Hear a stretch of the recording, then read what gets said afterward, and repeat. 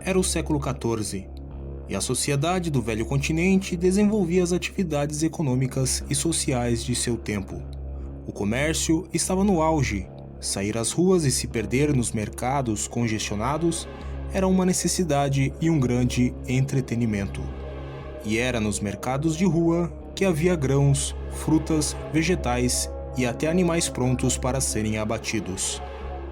A oferta de produtos era tão ampla que, enquanto o sangue de algum animal escorria de algum açougue improvisado, o ouro era colocado em uma balança para ser pesado, e dessa forma se colocava um preço no produto mais procurado do mercado.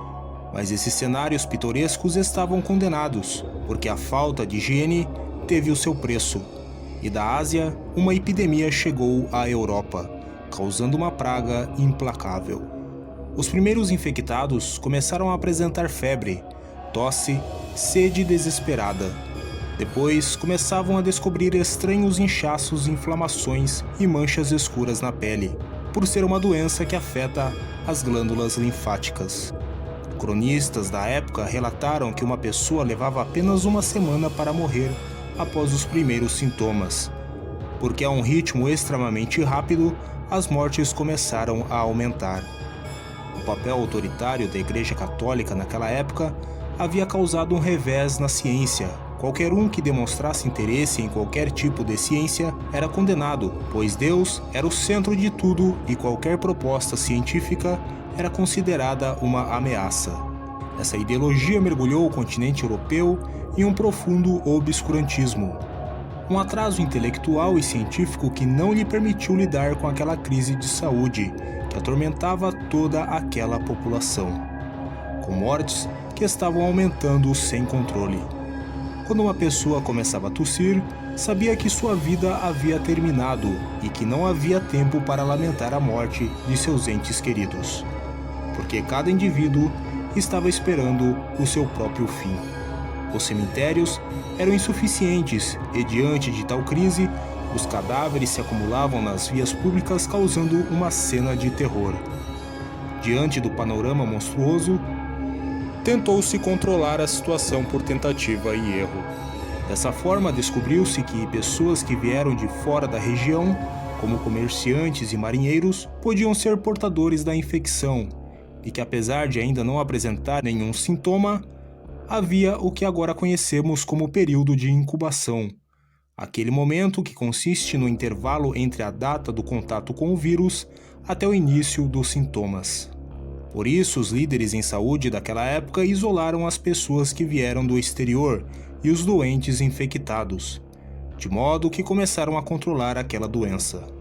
No entanto, enquanto alguns lutavam para melhorar essa situação desafiadora, outros se concentravam em encontrar culpados, e como parte de um hábito coletivo, os que foram escolhidos foram os judeus. Os judeus, por não serem da Europa e viverem em constante migração, passando por várias regiões do mundo até se instalarem nos domínios do continente europeu, acabaram por se tornarem o bode expiatório das multidões enfurecidas. Eles foram acusados de envenenar poços de água e, com esse pensamento, milhares de judeus começaram a ser mortos em várias aldeias, vilas e cidades. A sociedade enfurecida não percebeu que os judeus estavam a morrer da mesma forma que os nativos. Existe uma teoria de que os judeus morreram em menor grau devido ao seu preceito religioso de lavar as mãos, em hebraico Netilat Yadayim. No entanto, essa teoria não pôde ser descartada ou confirmada com dados sérios. Portanto, a hipótese permanecerá lá, em um imenso mundo de ideias que ninguém pode negar ou confirmar. De qualquer forma, milhares de judeus foram mortos e responsabilizados pela terrível epidemia, até que 5 séculos depois, o verdadeiro culpado foi descoberto. A bactéria Yersinia pestis era transportada em alta velocidade em todas as direções, porque possui um meio de transporte eficaz: pulgas e ratos. Assim, em pânico, a população não entendeu a catástrofe que estava acontecendo ao seu redor. As pessoas costumavam se trancar em suas casas sobre muitos cadeados, sem imaginar que seu contato constante com os ratos fosse o que realmente causava as infecções mortais. A peste negra ou peste bubônica atingiu o pico entre 1347 e 1353. Embora não haja números exatos, estima-se que tenha matado mais de 80 milhões de pessoas em todo o planeta.